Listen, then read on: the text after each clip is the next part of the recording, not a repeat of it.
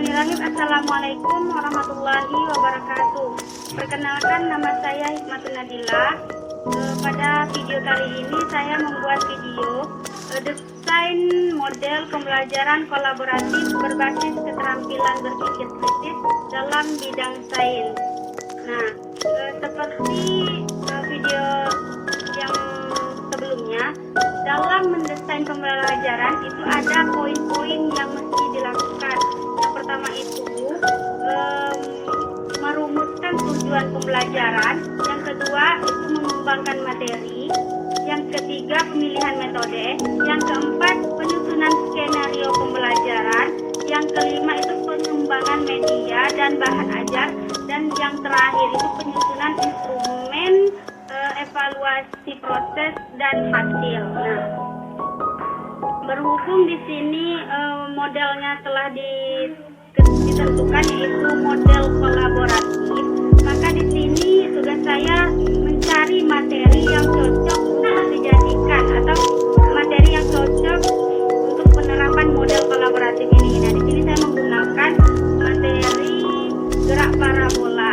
Nah, setelah menentukan materinya, tentu poin yang pertama yang dilakukan yaitu perumusan tujuan pembelajaran. Nah, di sini untuk perumusan tujuan pembelajarannya itu mampu mendefinisikan gerak parabola, mengetahui besaran titik pada gerak parabola, menyusun data hasil pengamatan tentang gerak parabola, menafsirkan grafik lintasan gerak parabola, serta tujuan yang terakhir itu menganalisis gerak parabola pada berbagai peristiwa dalam kehidupan sehari-hari.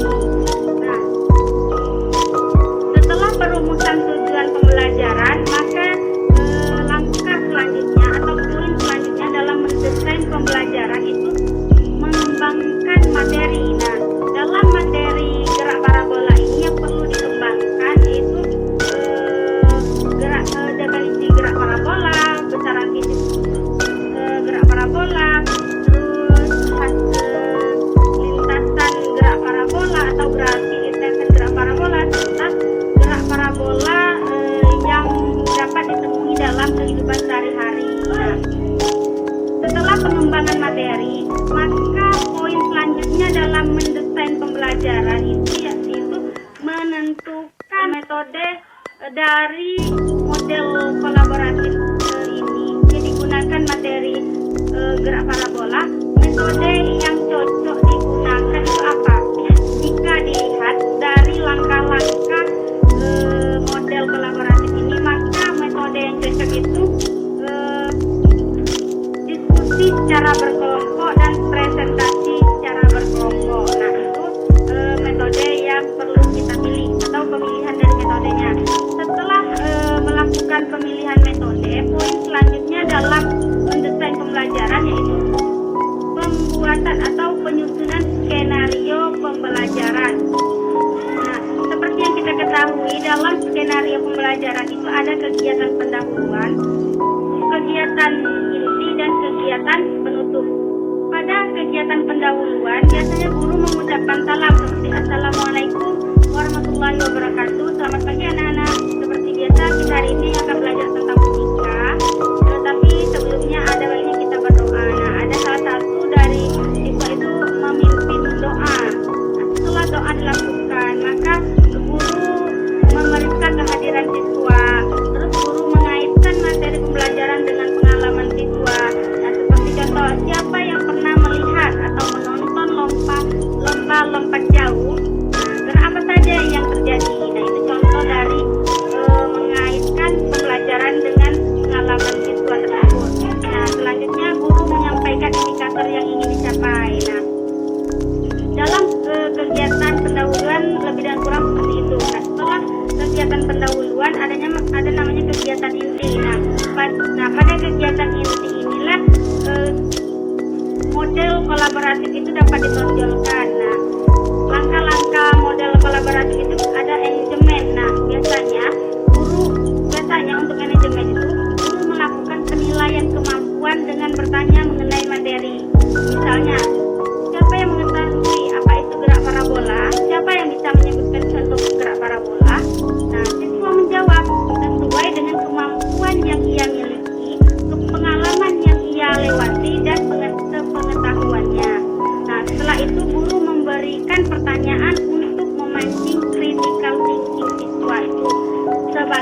tujuan pembuatan kelompok. Nah, guru menggolongkan siswa yang pintar, sedang dan rendah dalam prestasinya guna membentuk kelompok yang di dalamnya terdiri dari golongan pintar, sedang hingga rendah. Itulah dari kegiatan inti manajemennya. Nah, untuk explorationnya itu setelah selesai memberikan kelompok, guru memberi tugas berupa permasalahan yang harus dipecahkan secara berkelompok.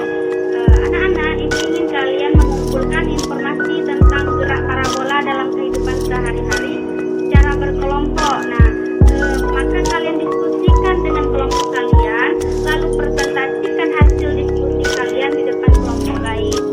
Nah, itulah yang dikatakan exploration.